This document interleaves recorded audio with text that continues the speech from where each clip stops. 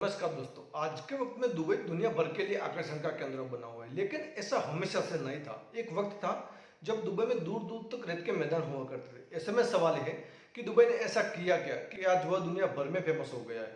वैसे तो बहुत सारे लोगों को लगता है कि दुबई जो भी कुछ है वो उसके कच्चे तेल की वजह से, जिसके दम पर दुबई इतना डेवलप हो गया है। लेकिन ऐसा बिल्कुल नहीं है। अब सवाल है कि अगर तेल से दुबई अमीर नहीं बना तो फिर क्या है जिसकी मदद से वह दुनिया का इतना लग्जरियस डेस्टिनेशन बन गया है। आइए जानते हैं एक रेगिस्तान को दुबई बनने की कहानी। ये कहानी शुरू हुई थी कई दशकों पहले, जब शेख बिन रशीद अल मकतूर और उनके बेटे मोहम्मद बिन रशीद अल मकतूर की वजह से दुबई के विकास की दास्तान तब शुरू हुई जब ओमान और इराक जैसे दुबई के आसपास के इलाकों के लिए दुबई कनेक्टिविटी रूट की तरह सामने आया। ट्रेडिंग पॉइंट बनने से पहले दुबई सिर्फ मोती पैदा करने और मछलियों के बिजनेस के लिए जाना जाता था। उसके बाद दुबई दुनिया भर में नजर आने लगा। 1950 के दशक में दुबई में तेल की खोज हुई। उसके बाद दुबई समेत यूएई की इकोनॉमी तेजी से बढ़ने लगी। हालांकि कुछ ही वक्त में दुबई को समझ आ गया कि सिर्फ तेल के सहारे लंबे वक्त तक देश को चला पाना मुमकिन नहीं है।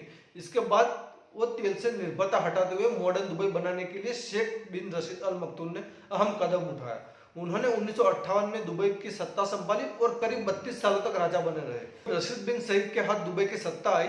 उस वक्त मछली और मोती का बिजनेस लगभग बर्बाद हो चुका था और पूरी इकोनॉमी तेल के निर्यात पर निर्भर थी। रशीद बिन सईद की एक बात को अक्सर कोट किया जाता है। उन्होंने कहा था, मेरे पिता ऊंट की सवारी करते थे, मैं मर्सिडीज चलाता हूँ। मेरा बेटा लैंड रोवर चलाता है और उसका बेटा लैंड रोवर चलाएगा, लेकिन उसका बेटा ऊंट की सवारी करेगा। यानी उनका कहने का मतलब यह था कि तेल का खजाना लंबे वक्त तक देश को आगे नहीं ले जा पाएगा। उसके बाद रशीद बिन सईद ने कमाई के दूसरे तरीकों पर फोकस करना शुरू किया।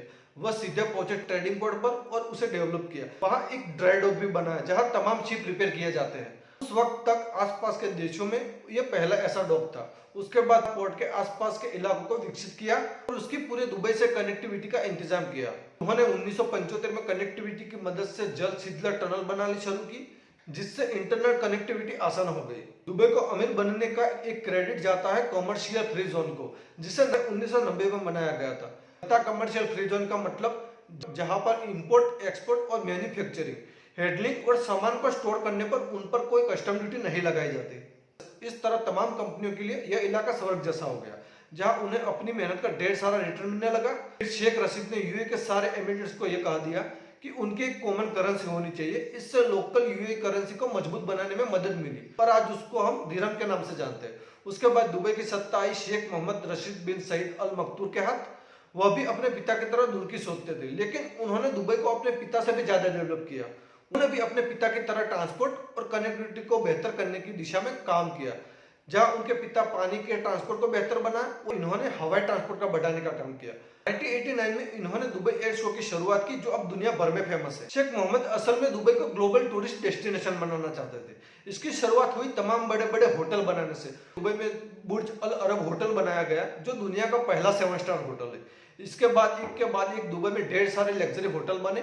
दुनिया भर के लोग यहाँ होटलों का मजा लेने आते थे। और दुबई के टूरिज्म की बात करें तो यह सालाना करीब 20 अरब डॉलर का है और इसके पीछे दुबई का लग्जरी होटल का अहम योगदान है। आज के वक्त में दुबई में मॉडर्न चिड़ियाघर, मॉडर्न गैलरी और स्काई ड्राइविंग भी खूब होती है, जो लोगों के लिए आकर्षण का केंद्र है।